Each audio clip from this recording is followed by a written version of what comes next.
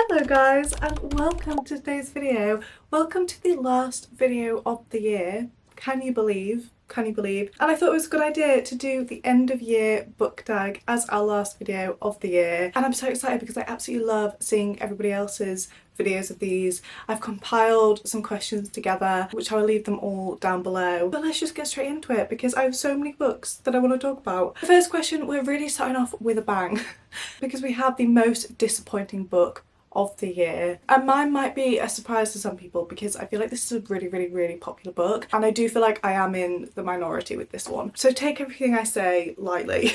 But we have Archer's Voice by Mia Sheridan. The reason that this book is most disappointing for me personally is because I was expecting to absolutely love it. It was one of the books on my TBR that I was almost certain that I was going to give 5 stars. It just gave me that kind of feeling, and it has everything in here of a romance that I absolutely love, but I just couldn't get on with it. I couldn't get on with it. I found it too cringy, and it's a real shame as well because for the first like half of this book I actually was enjoying it, and then the second half just completely lost me. I didn't really like where they took the story. I didn't like that they kept kind of like telling us things and then taking it back, and I felt like we couldn't really trust anything that they were saying, to the point where I just felt so disconnected from it and I just became uninvested. And this is one that I actually started annotating to begin with because I was really enjoying the story and the writing, and like I said, I thought it was going to be like my next 5-star, 6-star read. But it just turned out to be one that I just didn't get on with at all. So it just wasn't for me, but it's most disappointing this year because it was one that I thought that I was going to absolutely love.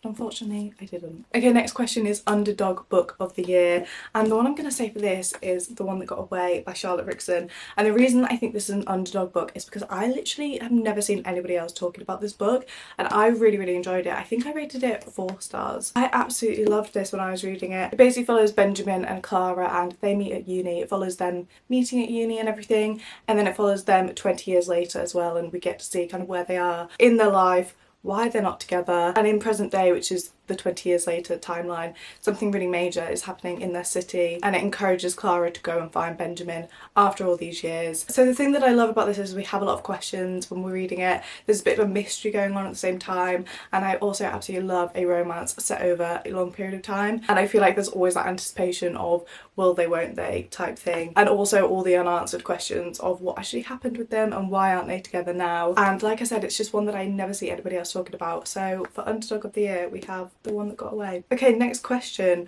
What was an overhyped book you read? I actually have 3 for this one, so I'm just going to whiz through them really quickly. The first one is It Happened One Summer by Tessa Bailey. I honestly think that this is just a me thing.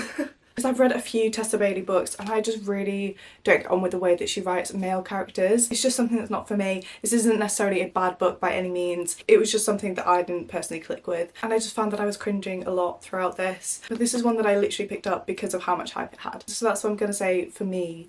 Personally, it was overhyped. Then we have Twisted Games by Anna Huang. This one, again, I feel like this whole Twisted series is very hyped up, but I just don't think it's a series for me. I read Twisted Love last year and didn't really get on with it, but I kept seeing that Twisted Games was way better than Twisted Love, and I had this one anyway, so I thought that I'd give it a go, and I did way prefer it to Twisted Love. But again, I just found that I was cringing throughout this, and the part that I liked best about this was the run up to them being together and like the anticipation and the tension between them, but when they actually got together I was kind of cringing throughout that. So for this one I'm not necessarily saying this specific book, but the Twisted series in general is what I'm going to say. And then we have a release that came out this year that I was so excited for. We have 1,000 Broken Pieces by Tilly Cole. This one just missed the mark for me. I felt like not that much was actually happening in here, and it was very centred around grief, which I wasn't expecting it to be as centred around that as it was. And I feel like there wasn't a single part of this that was more light-hearted and more of the romance side.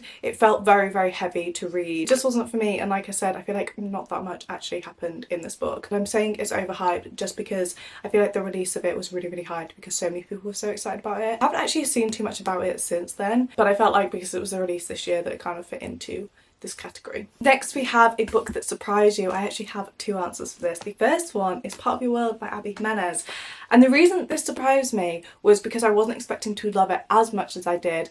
This is the first one in the Part of Your World series, and the reason that I actually wanted to start this series is because I'd heard so many good things about Yours Truly and Just the Summer, which are the second and the third book, but I really wanted to start it from the beginning. So I feel like I didn't really have that many expectations for this book, just because it wasn't the one in the series that I'd heard the most about. And also I knew that there was an age gap trope in here as well, and age gap tropes aren't something that I'm naturally drawn to. It's a trope that I don't mind, but it's not something for me personally that like adds anything to the book. But I absolutely loved this. I literally couldn't put it down. I was just obsessed with Alexis and Daniel and their banter between each other, the way that they bounced off each other literally from the get-go. I feel like from chapter 1 they're like that, and just the dialogue between them is just so good. I also really liked how this felt very kind of real world, and all the arguments and things weren't arguments for the sake of arguments. They were things that would actually come up in this relationship, and it was my first introduction to Abby Jimenez's writing, and I was surprised by how much I absolutely loved it. And this for definite just made me want to read the rest of the series straight away. So this is the first read that surprised me. And then the second one is Heartstopper. I actually read this really recently, but I had the best time. And this is one that I thought I was going to like, but I didn't expect to enjoy it as much as I did. Like, I just had the best time reading it, and I immediately want to get the rest of the series because it was just a lot of fun. It was something different because it's a graphic novel, and I was absolutely amazed by how much you can actually get across by graphics rather than words. And it's definitely made me think, what other graphic novels are there out there as well, because I feel like this is a whole part of the book world that I need to get into. Next question is your favourite book couples of the year. This was really hard for me to narrow down, but I've narrowed it down to two main ones that I think had the most impact on me this year. The first one might be kind of a given because I feel like I talk non-stop about this book. We have Peyton and Kai in Powerless. For me, these two characters make this book. I really like the whole world it's set in, and I like the fantasy element and the whole situations that Lauren Roberts puts them in. But for me, it is Peyton and Kai as characters that made me absolutely fall in love with this series. I just love their chemistry. I love their banter. I love their back and forth, the way they bounce off each other, and I love all the tension between them. And they're two characters that I like equally as well. Like, I couldn't pick my favourite out of those two. I like them equally individually, but then I also love it when they're together. So I'm gonna say Peyton and Kai. And then we also have Liv and Finn from Seven Summers by Page 2. I don't know what it was about them, but I was just rooting for them from the get-go. I just wanted them to be together so bad, and I feel like this book literally sends you on a roller coaster with them. And these are another couple where I like them equally, and I feel like this whole book was just the anticipation of whether they were going to be together or not, and I definitely really wanted them to be the whole way through. Then we have your favourite main characters of this year. This was so hard for me to choose. I'm going to exclude the ones that I've just talked about because I feel like Peyton and Kai would definitely be in that, but I feel like there's so many amazing main characters that I've read about. The one that I've chosen for this question is kind of a group of characters. We have The Naturals by Jennifer Lynn Barnes. This whole group of characters I absolutely love, and I know that Cassie is probably the main character in this series, but I'm counting them all as main characters because I do feel like we know them all, and we definitely got to know each one of them more throughout the series, and we got more of their background and everything. So I'm gonna say this whole group of characters. I just love them. I feel like I know them really well, and I like that they have their own thing that they're bringing to the group, and I also really like how different they are from each other as well. I've just really enjoyed reading about this group of characters through this whole series, and I'm really gonna miss reading about them. Next we have favourite book boyfriend of the year. First one, it's gonna be an obvious one. We have Kai from Powerless. Need I say more? Need I say more? And then the second one, because I literally couldn't choose between these two, we have Justin from Just for the Summer by Abby Jimenez. He's just so sweet, and I didn't expect to like him as much as I did. And this book is definitely one that I still think about, and it's because of Justin as a character. I really like Justin and Emma's story, and he's definitely up there with all-time top book boyfriends. Bold statement, I know. Next question is new favourite author that I discovered this year.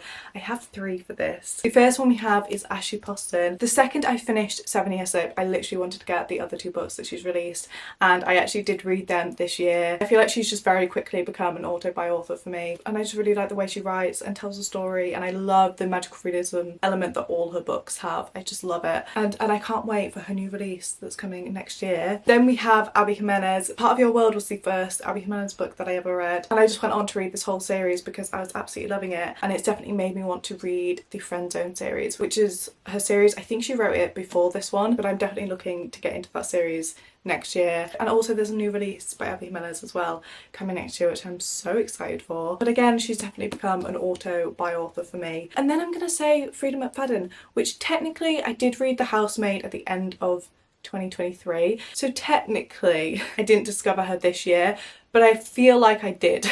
Just because the books that I read after The Housemaid I feel like were the ones that really made me love her as an author, and also she's become one of the main authors for me this year. I feel like I've read so many of her books, so I felt like it was only right to mention her, and I feel like I only properly discovered her this year. Next we have debut author you loved, and this one without a shadow of a doubt is Ava DeLaurier with I Wish You Would. I literally could not believe it when I found out this was her debut book. I literally finished reading this and went straight to look at what the books she'd come out with, and that's when I found out that this was her debut book, and I couldn't believe it. This is another author that has become an auto-buy author for me just based on this one book alone, because when I tell you, I'm already so excited about new releases from this author, and I can't wait to read another one of her books because I loved the characters in here. I loved the way that it was written and the way that the story was set up and how it was told, and it's one that I recommend all the time for people for a summery romance because I just absolutely loved it. Okay, next question.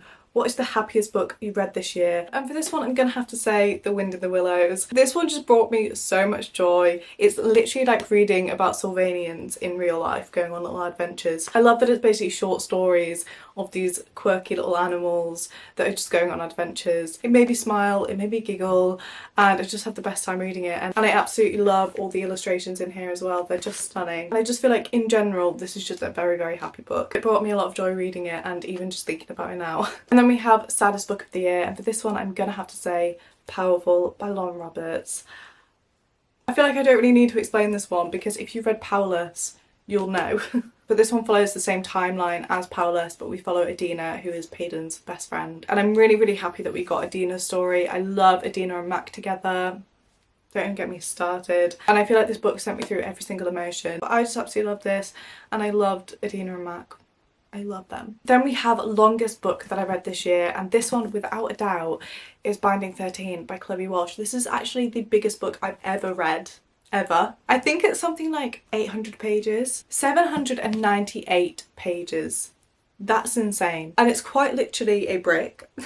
And then the shortest book that I read this year was The Gift by Frida McFadden, which is a little holiday novella. And this was only 47 pages. The shortest book ever.